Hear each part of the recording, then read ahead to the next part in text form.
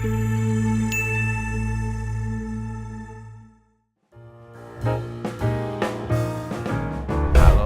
Kak Putri, halo teman-teman semuanya. Selamat siang ya teman-teman. Mungkin salam kenal, aku Eza Hazami. Mungkin teman-teman pernah melihat atau mungkin sempat mendengar namaku. Ya, salam kenal ya pada pagi hari ini teman-teman. Mungkin aku izin untuk melanjutkan sesi kedua kita ya pada hari ini. Semoga teman-teman yang masih ikut nih, ada sekitar 200 lebih yang masih semangat ya untuk mengikuti sesi kedua ya. Kan biasanya menjelang makan siangnya udah mulai lapar atau mungkin nggak fokus nih Kak Putri gitu ya. Oke, tapi sebelum kita mulai, mungkin aku pengen tahu dulu dong dari teman-teman, di semester berapa ya sekarang ya? Atau bahkan dari jurusan apa gitu ya? Mungkin boleh di kolom chat tolong diramaikan dong, aku juga biar bisa apa ya, kenal satu sama lain nih teman-teman gitu. Ayo, teman-teman dari semester berapa deh? Yo, boleh di chat. Oke, semester 5 Mas. Oke, siap. Semester 6 ilmu komunikasi. Oke. Semester 7 oke, siap. Semester 6 broadcasting. Oke. Wah, berarti rata-rata bisa dibilang 4 sampai 7 ya Kak Putri ya, seperti itu ya. Jadi cukup beragam nih background dan mungkin jurusan teman-teman ya, dan mudah-mudahan materi yang aku sampaikan pada pagi hari ini bermanfaat untuk teman-teman semuanya. Aku izin untuk share screen sebentar. Mana ya? Wait. Audionya tuh share sound. Too much for today's share. Sip. Sekarang udah kelihatan belum ya? Sudah. Ya. Oke. Sip, kita mulai dari materinya ya. Nah, mungkin apa namanya? Aku di topik kedua pada pagi hari ini aku ingin bilang kalau teman-teman jangan terkurung dengan pikiran teman-teman kayak wah aku jurusannya tidak populer, wah aku berasal dari daerah mana gitu ya. Nah, teman-teman jujur dengan adanya era digital ini peluang teman-teman jujur ya sangat banyak gitu ya. Seperti yang tadi Pak Rektor bilang, kalau ya sekarang trennya adalah banyak orang-orang yang mungkin bekerja di daerah tapi misalnya gajinya bisa dibilang ya gaji kota gitu, atau bahkan mungkin gaji luar negeri gitu ya, kayak misalnya mungkin kerja di Klaten tapi gaji Singapura. Itu sangat-sangat memungkinkan karena teman-temanku juga banyak gitu ya, dan salah satunya adalah industriku nih teman-teman. Karena kan aku mungkin perkenalan diri juga ya teman-teman ya. Sekarang nih aku di Tech HRBP-nya Stockbit dan Bibit teman-teman. Mungkin teman-teman ada yang melihat kalau di mana ya, di jalan-jalan misalnya ada Raditya Dika gitu ya ngomongin bibit, nah itu kantor aku tuh gitu. Misalnya teman-teman misalnya nih masih nonton podcastnya Om Deddy Kobuzier gitu ya, sempet kan ada logo Stockbit. Nah itu adalah salah satu investment dan mutual fund platform teman-teman. Jadi bayangin yang dulu aja kita mungkin kalau misalnya teman-teman tanya seni teman-teman atau misalnya kayak ya tanya papa mama teman-teman gitu ya, dulu deh mau trading saham tuh kayak gimana sih, itu harus ke bank, terus datangin kantor IDX gitu ya. Dan sekarang semuanya sudah ada di genggaman kita teman-teman, bahkan untuk jual beli saham gitu ya. Dan bisa dibilang tradingnya pun bisa menggunakan PC ataupun handphone gitu. Jadi benar-benar semuanya ya, apalagi pas pandemi gitu ya, itu marketnya sangat-sangat bagus teman-teman. Itu bergerak ke arah sana teman-teman, dan itu tidak bisa dipungkiri atau kita bisa berhenti gitu bilang enggak, karena semuanya memang kita rasa dengan perkembangan teknologi ini sangat-sangat memudahkan kita gitu ya. Nah, balik lagi nih, kayak misalnya mungkin nggak sih kalau misalnya kita ada di daerah yang let's say terpencil, atau misalnya apa ya, yang memang kok kayaknya susah untuk dijangkau tapi kita dapat kerja or something gitu ya. Nah, aku pengen menunjukkan bahwa pergerakan teknologi kita ya, mungkin aku izin untuk share screen video juga ya, Ibu ya. Jadi aku pengen nge-share nih buat teman-teman, sebenarnya kita arah gerak teknologi tuh ke arah mana ya, dan ini kita sudah mengalami teman-teman. Aku punya video dan ini silahkan ditonton baik-baik ya, karena ini akan sangat-sangat relate dengan kehidupan kita ke depannya, karena ini yang Jepang sedang rencanakan. ここはちょっと未来の日本のとある町。時間ぴったり。IoT や AI 技術によって叶えられるソサエティ 5.0 の社会です。おはよう。朝ごはん何にしようか。スパージーはいかがですか？いいね。そろそろお出かけの時間です。コロッケパンとミックスサンドいつもの店でお願い。注文しておきます。昨日から血圧が高いみたいですが、あら、そおばあちゃん行ってきます。う？いってらっしゃい。お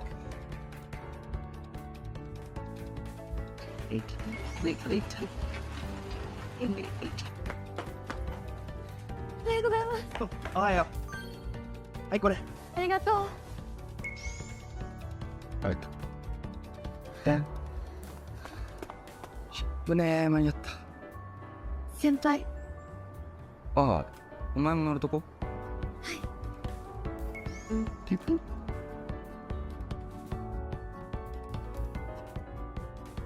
未来が楽しみでしょ？なんか言った？なんでもない。 Bayar nggak? Almost of half of it ya. Kita sudah bisa merasakan loh ya. Dimulai dari mungkin kalau untuk yang drone baru terjadi di Amerika tuh teman-teman, kayak misalnya AWS dan Amazon itu sudah memang menggunakan drone yang delivery. Kulkas smart apa ya, smart TV, smart kulkas gitu ya. Sekarang udah ada tapi memang belum secanggih itu, kayak bisa misalnya bikin smoothie dong gitu langsung itu tinggal minum, mungkin belum ke arah sana. Tapi we are halfway of it gitu loh teman-teman. Baik dari autonomous bus ya, kalau di US kalau misalnya kita lihat semua taksi ya, Tesla itu udah nggak pakai driver loh teman-teman. Terus juga automated tractor, terus juga misalnya nih kita pengen beli sesuatu gitu ya, udah misalnya kayak hey Siri tolong pesanin bla bla bla gitu, itu Peko nyala ya. Misalnya kayak sesuatu yang ibaratnya kita belum kepikiran, atau misalnya kayak mungkin dulu tuh susah banget gitu ya, harus manual, semuanya sekarang bergerak ke arah sana dan kita tidak bisa memungkiri bahwa ya teknologi sekarang ke sana gitu. Jadi menurutku akan sangat-sangat banyak peluang nih dari yang mungkin ya, kalau aku rasa boring bisnis atau boring things yang dulu mungkin kayak harus effort, sekarang tuh semuanya ya tinggal ngomong, tinggal minta, tinggal pakai handphone, tinggal pakai komputer, dan semuanya memang sudah bergerak ke arah sana teman-teman. Walaupun memang belum secanggih video itu ya, prediksiku, aku nggak tahu nih future kita mungkin 10 tahun bisa jadi akan seperti itu teman-teman ya. This is exciting sih for us gitu ya. Nah memang mungkin akan ada threads-nya juga, cuma menurutku ini akan sangat exciting buat kita semuanya bergerak ke arah sana gitu. Nah jadi era digital ini memang kita mengacu nih kepada periode di mana ya teknologi digital, internet gitu ya, itu mempengaruhi hampir seluruh aspek kehidupan kita sebagai manusia ya. Nah kalau misalnya kita bayangin, ini kan sebenarnya tadi gambaran teknologi ke depannya akan seperti itu ya, Society 5.0, di mana semuanya, bahkan kita bisa minta tolong komputer kita, kulkas kita, speaker kita, membuat hidup kita lebih mudah gitu ya. Nah ini tapi memang kita masih di 4.0 lah. Jadi kita masih berusaha untuk digital transformation, AI, IoT, blockchain gitu ya. Nah itu yang masih di arah sini nih di Society 4.0. Nah kalau misalnya kita ngomong, kita bergerak dari zaman meramu dan racik ya. Ya hunting society tuh. Ya misalnya teman-teman makan, oh ya harus berburu dulu, misalnya mamut atau misalnya ikan paus gitu ya. Zaman dulu seperti itu teman-teman. Ya. Tapi setelah itu masuklah ke Society 2.0 ya, dimana sudah mulai masuk deh, ternyata nggak harus berburu selamanya kok, kita bisa menanam baik dari tomat, baik dari hasil pakan gitu ya, atau kan kita ternak gitu loh, ternak sapi, ternak bebek, ayam ya yang unggas. Disitulah kita masuk Society 2.0, dimana ya masuk deh Industrial Revolution yang pertama teman-teman ya.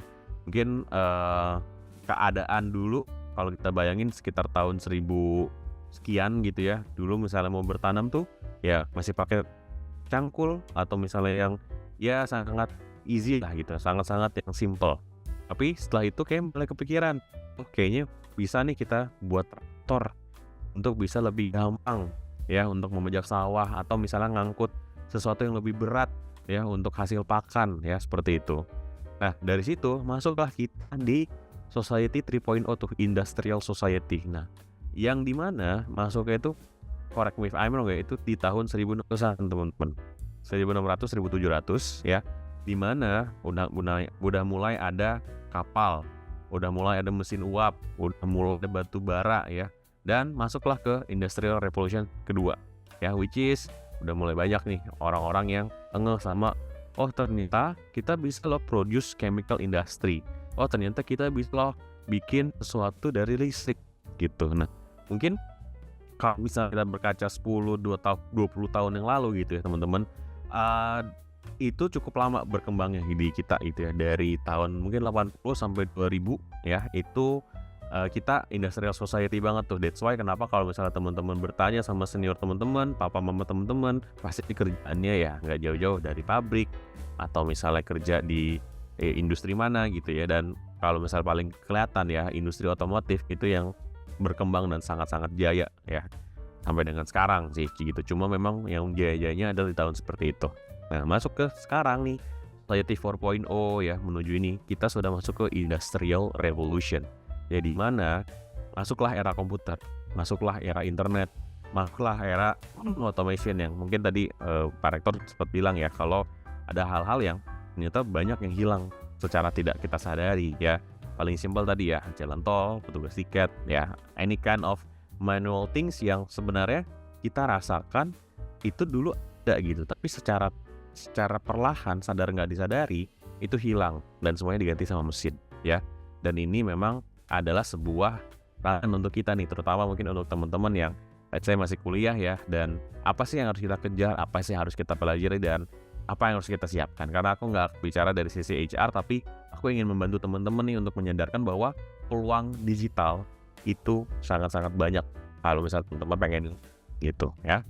Nah dampaknya apa? Yang pertama pasti transformasi bisnis gitu ya, dimana semua orang yang awalnya modelnya bisnis mungkin masih pakai mesin, masih pakai manual orang yang 1000 orang bisa ngerjain sekian, tapi udah mulai berarah ke kayak ya udah pakai mesin aja, kita invest let's say 1M, 2M buat beli mesin baru, tapi bisa lebih produce dan nggak ada nih drama-drama kayak aduh aku sakit, aku lembur, paling cuma tinggal maintenance mesin setiap tahunnya atau setiap bulannya.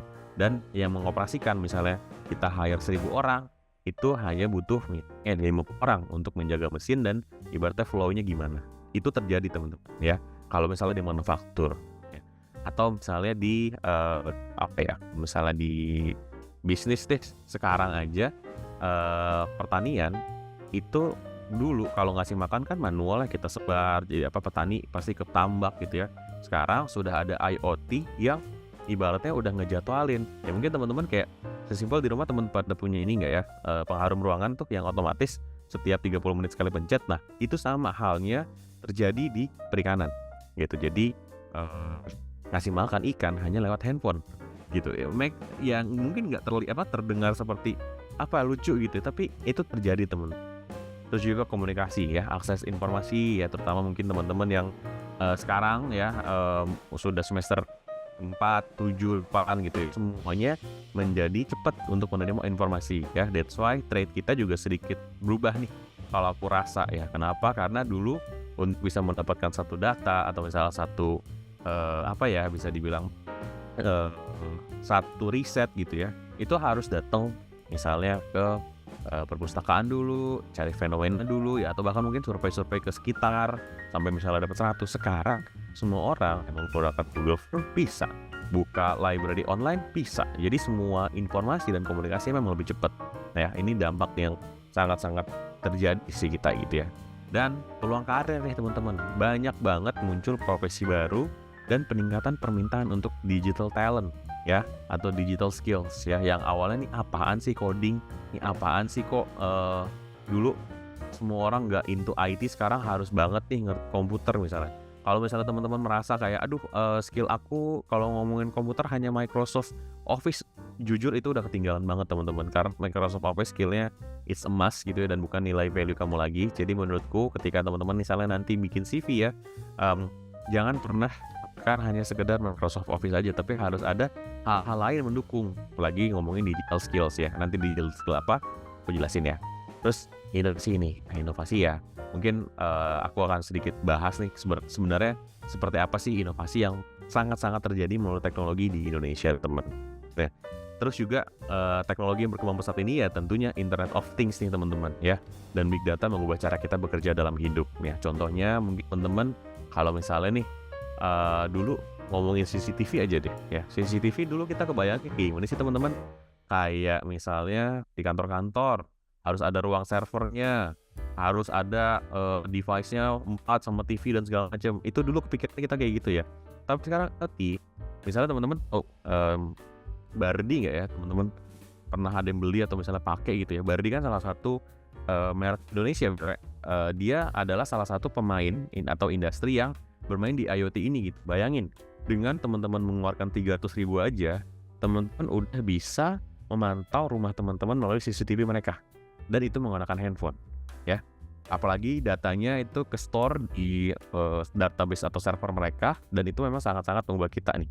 Dari yang awalnya kayak aduh kok was-was ya ninggalin rumah, sekarang tinggal CCTV. Atau di sini siapa yang punya anak bulu ya, baik itu kucing atau anjing, sekarang aja itu ada namanya pet feeder atau automatic pet feeder, dan itu sudah include kamera. Jadi kalau misalnya teman-teman pergi keluar kota gitu, atau misalnya ada kerjaan atau nanti jauh dari rumah dan khawatir gitu kayak aduh siapa yang ngasih makan, sekarang sudah ada automatic pet feeder di mana teman-teman tinggal colok, tinggal connect internet, dan mata kanannya otomatis. Kalau misalnya kangen, tinggal nyalain kameranya dan misalnya ada suaranya juga. Itu jujur keren banget sekarang ya. Dan ya big data analytics ini jujur sangat-sangat bermain peran ya dengan kita gitu, karena setiap data yang diproses itu pasti bisa dibilang membutuhkan analisa data dan server yang mumpuni lah untuk bisa dibilang mengambil keputusan yang lebih baik gitu. Nah, yang paling berasa adalah dengan perubahan teknologi ini ya. Ini aku sempat riset sedikit gitu dari Kemenperin, dari Badan Pusat Statistik sama World Economic Forum. Nah, sebenarnya Kemenperin bilang yang paling berasa itu ada 23 juta orang atau 23 juta posisi yang akan terdampak nih dengan si otomasi ini atau AI tersebut ya. Ingat, AI ini bukan menjadi sebuah tantangan untuk kita ya, atau bahkan kayak akan menggantikan, tapi lebih mempermudah bisa gitu. Jadi posisi kamu mungkin kedepannya nggak akan relevan lagi gitu. Jadi harus hati-hati. Nah, kita harus bisa berdampingan dengan AI, bukan melawan AI. Karena AI itu bisa kita hindari sekarang. Tapi gimana caranya kita memanfaatkan si AI tersebut agar memudahkan pekerjaan kita. Nah, dengan ada perkembangan teknologi ini sebenarnya juga yang paling berasa adalah privacy ya. Semua orang akhirnya kan mau tidak mau diharuskan ya untuk menyetor datanya baik di server, dikit-dikit misalnya online untuk ya data pribadi kita gitu ya. Sehingga aku sempat baca si Kaspersky ini menyoroti serangan cyber gitu ya, alias pelanggaran data yang mungkin menjadi perhatian utama di Indonesia. Dan kejadian kan kemarin ya, banyak hacker ya, terutama Kominfo yang nggak becus untuk urus data kita gitu ya, yang mungkin sampai dengan sekarang datanya masih bocor dan ya dihack lah, apalagi terkait dengan urusan paspor kemarin yang sempat mati sekitar seminggu ya teman-teman. Bayangin Kominfo yang harusnya bisa menjaga data kita, yaitu ya sebuah hal yang disayangkan lah, tapi memang seperti itu ya teman-teman ya. Dan maka dari itu ada kesenjangan nih ya, yang kalau misalnya kita ngomong ini, orang-orang tenaga kerja di Indonesia itu masih berfokus dengan skill-skill yang bisa dibilang manual sekali teman-teman. Data science ada, machine learning sedikit, programming ada tapi mungkin gak jago-jago banget gitu. Jadi masih banyak nih kesenjangan, atau bahkan kalau misalnya kita ngelihat dari kesenjangan ini sebenarnya perlu teman-teman, bahwa ternyata dunia di masa depan itu akan butuh sebagian besar ya, butuh 3 posisi ini. Ada data science, machine learning, dan juga software programming teman-teman ya. Nah, yang mungkin teman-teman sebelum sini deh, aku pengen baca chat dulu nih gitu. Mungkin yang paling berasa deh 5 tahun terakhir deh buat teman-teman gitu ya, apa yang berubah di Indonesia, baik dari sektor industri dan kehidupan kita teman-teman. Mungkin aku pengen tahu dong dari pendapat teman-teman yang paling berasa berubah di Indonesia ya, baik dari sektor industri, kebiasaan kita 5 tahun terakhir deh sampai dengan sekarang dibandingin, itu apa yang berubah teman-teman? Ayo di kolom chat, silakan.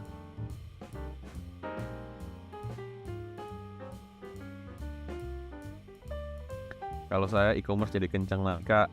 Oke. Pesan makanan sudah online, belanja online, oke. Ojek online, oke. Terus apa lagi? ojek online, pembelajaran via online, oke. Sektor industri tentu transaksi via digital lebih baik lagi, oke.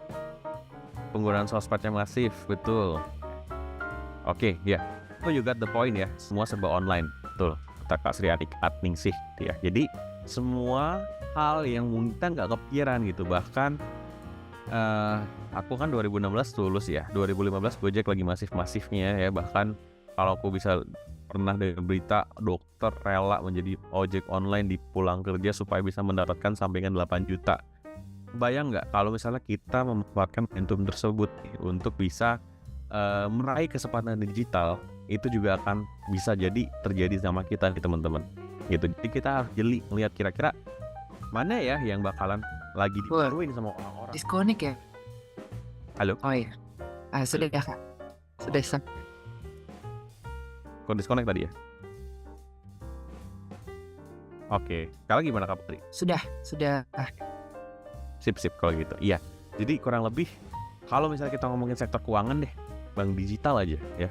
Dulu kalau misalnya kita mau nabung, BCA, BRI ya, harus datang ke kantor, harus datang ke teller, BTN gitu ya. Sorry aku juga baru ingat BTN banyak ya di Indo. Munculnya bank digital, Bank Jago, Sibank, Neobank. Bayangin kita buka rekening aja, itu pun online dan tanpa kantor cabang fisik. Which is nggak butuh kantor. Mungkin kalau untuk kantor kayak lebih ke server sama quartersnya lah ya. Cuma bayangin nggak ada kantor cabang yang misalnya di BRI bla bla bla gitu. Semuanya lewat handphone. Ya. Terus fintech lain ini harus hati-hati teman-teman ya. Ini sebenarnya pinjaman online ada, Kredivo, Akulaku, Investri. Bayangin kalau misalnya dulu minjem uang aja itu harus ke lintah darat, misalnya kayak rentenir gitu ya, yang mungkin ya bunganya nggak transparan dan segala macam. Sekarang sudah banyak orang-orang yang mungkin di beberapa daerah ketika misalnya ada kebutuhan seperti ini ya, fintech lending menyediakan ya. Again, aku tidak disclaimer, aku tidak mendukung penggunaan pinjaman online yang tidak produktif ya teman-teman ya. Jadi harus hati-hati juga, jangan sampai terjebak. Sama yang paling berasa dompet digital ya. Dikit-dikit sekarang kita apa? Top up GoPay, top up OVO, top up Dana, top up Link aja ya, yang menurutku ya aja tukang gorengan pun pakai Kris kan. Kayak semuanya tuh sudah berarah ke sana gitu dan lumayan berasa gitu teman-teman ya.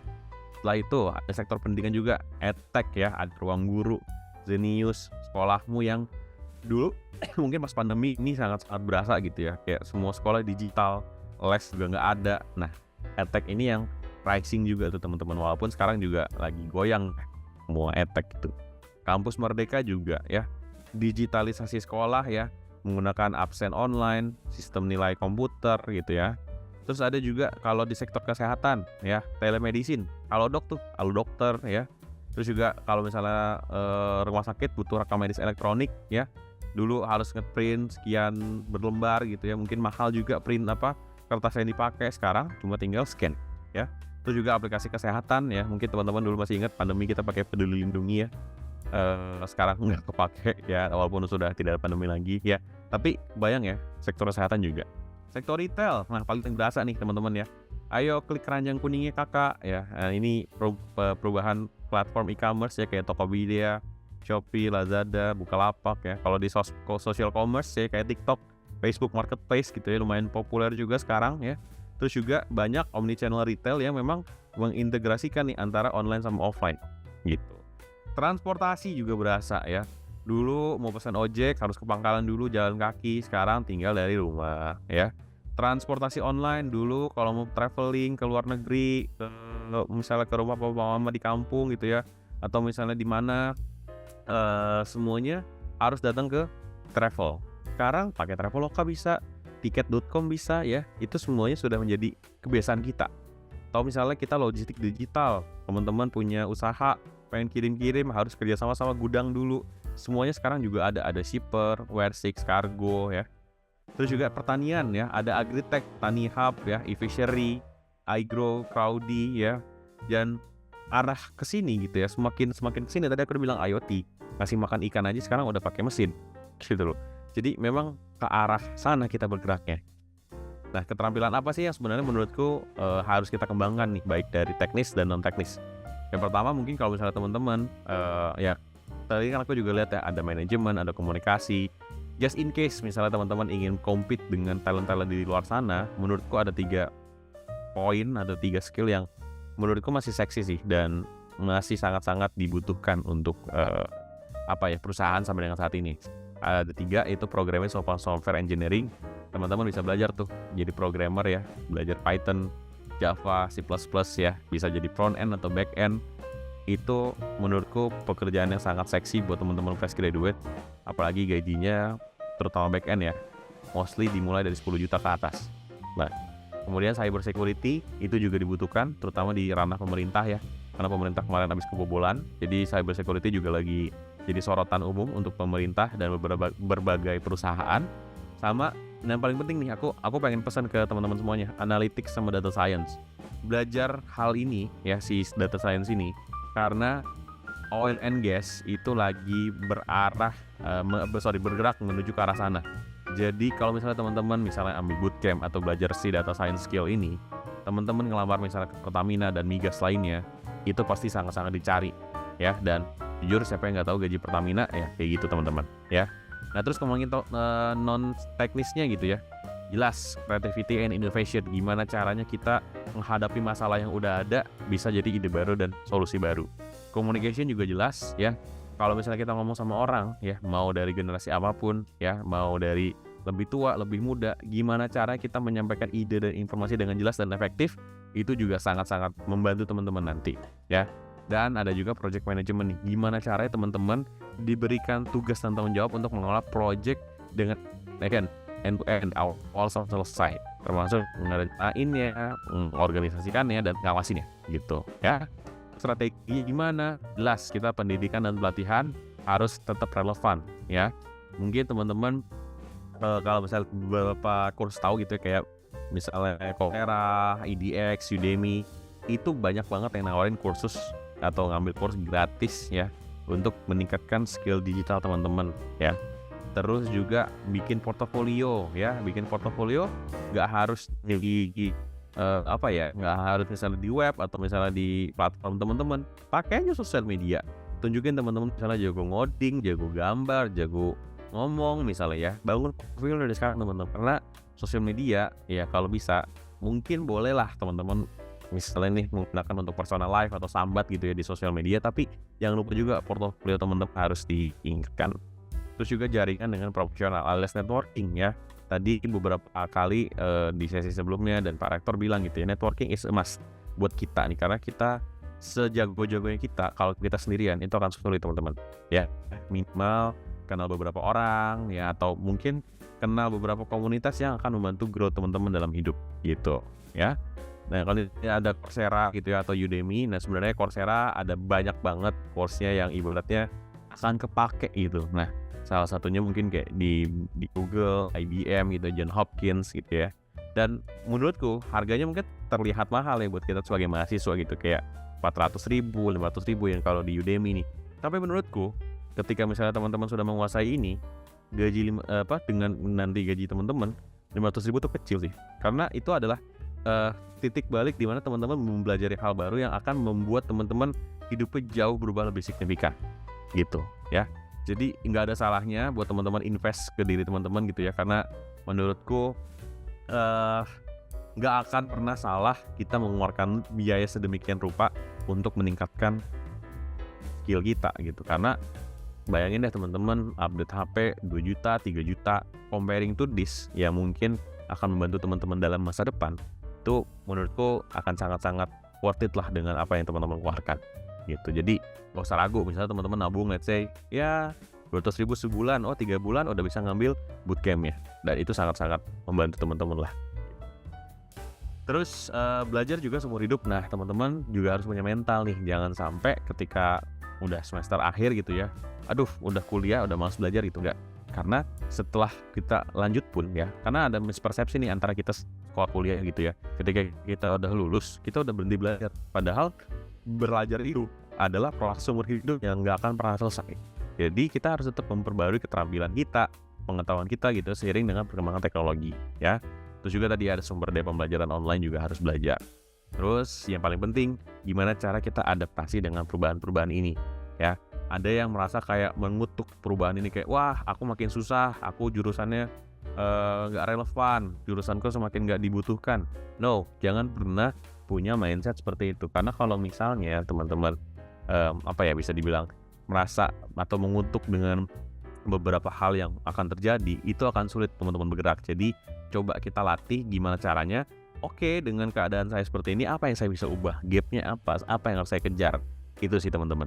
Ya, jadi tetap bisa beradaptasi dan fleksibel dengan perubahan atau perubahan zaman. Nah, gimana peluang karirnya? Nah, aku pengen ngasih nge-spill dikit lah ya beberapa posisi yang mungkin sampai dengan saat ini masih cukup seksi sih. Software developer ya, back end, front end ya, web developer, mobile apps ya, itu masih sangat-sangat dibutuhkan sama perusahaan. Data analytics tadi aku udah bilang ya, Pertamina lagi butuh oil and gas ke depannya mungkin 25 tahun ke depan. You will thank me for that ya. Digital marketing specialist ya, belajar SEO, SEM, media sosial ya, UL specialist ya. Itu akan sangat butuhkan sama dengan sekarang. UI UX designer, kalau misalnya teman-teman Gojek itu siapa yang ngedesain kayak gini-gini, itu juga dibutuhkan. Project management juga ya, gimana caranya kita mengelola project pendidikan sampai level agar bisa deliver ke end user gitu. Oke. Mungkin itu aja sih untuk peluang-peluang yang menurutku sangat-sangat teman-teman bisa manfaatkan di era digital ini. Aku kembalikan lagi ke Kak Putri dan terima kasih teman-teman.